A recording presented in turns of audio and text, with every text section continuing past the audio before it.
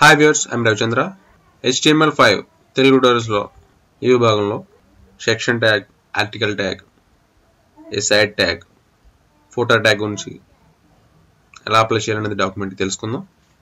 Desktop మీద HTML డాక్యుమెంట్ని save చేసి ఉంచాను, index.html నేమ్ తోటి. ఆ డాక్యుమెంట్ని బ్రౌజర్లో ఓపెన్ చేస్తున్నాను. ఈ విధంగా మనం క్రియేట్ చేసినటువంటి HTML document H1, H2, H3 list tags తోటి ఈ డాక్యుమెంట్ అనేది క్రియేట్ చేయబడింది. ఈ డాక్యుమెంట్ని కోడ్ ఎడిటర్లో ఓపెన్ చేస్తున్నాను. బ్రాకెట్స్ అనేటువంటి కోడ్ ఎడిటర్ ఇది. ఈ కోడ్ ఎడిటర్లో మీ బాడీ ఏరియాలో కనిపించినటువంటి టెక్స్ట్ కంటెంట్ అంతా కూడా కొన్ని ట్యాగ్స్లో రాయడం జరిగింది. H1 tag HTML5 design by Ravichandra అని ఉంది ఇక్కడ. ఇప్పుడు ఇక్కడ నుంచి ఈ నావిగేషన్ ఎండింగ్ వరకు నేను దీన్ని ఒక హెడర్ ఏరియా అనుకుంటే దీన్ని హెడర్ ట్యాగ్లో ఇంక్లూడ్ చేస్తాను.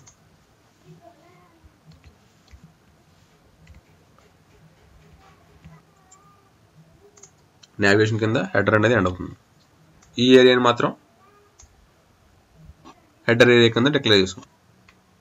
నెక్స్ట్ కంటెంట్ ఏరియా, ఇక్కడ నుంచి ఇక్కడ వరకు ఉన్నటువంటి ఏరియాని కంటెంట్ ఏరియా, దీన్ని ఒక ఆర్టికల్ ట్యాగ్లో మనం ఇంక్లూడ్ చేద్దాం అనుకుంటే బ్రాకెట్స్లో మెయిన్ కంటెంట్ ఏరియా కింద హెచ్ పైన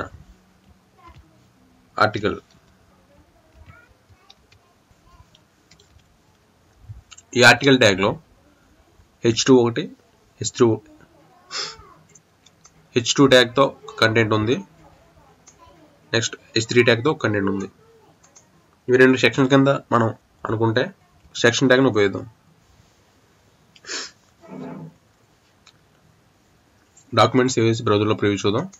బ్రౌజర్లో ఏదైనా మార్పు కనిపించదు. ఎందువల్ల అంటే దీనికి క్యాస్కేడింగ్ స్టైల్ షీట్ అనేవి అప్లై చేయలేదు. జస్ట్ ట్యాగ్స్లో ఇంక్లూడ్ చేస్తున్నాం కంటెంట్ అంతే. ఇక్కడ నుంచి ఇక్కడ వరకు ఉన్నటువంటి కంటెంట్ని సైడ్ బార్ అనుకుంటే ఈ కంటెంట్ని ఏ సైడ్ ట్యాగ్లో ఇంక్లూడ్ చేద్దాం. కింద ఉన్నటువంటి కంటెంట్ అంతా కూడా ఫోటర్ కంటెంట్ అనుకుంటే ఫోటర్ ట్యాగ్లో ఇంక్లూడ్ చేద్దాం.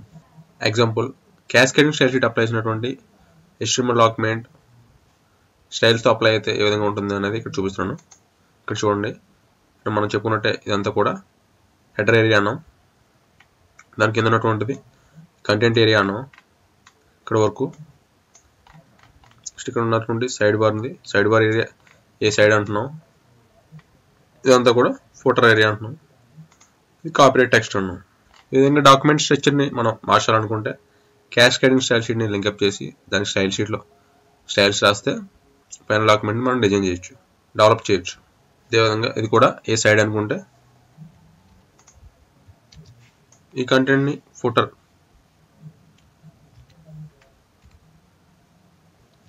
ఇక్కడ వరకు ఫోటర్ ఏరియా, ఫోటర్లో మనకి సెక్షన్స్ ఉన్నాయి, ఒక్కొక్కటి ఒక సెక్షన్ కింద డిఫైన్ చేయొచ్చు.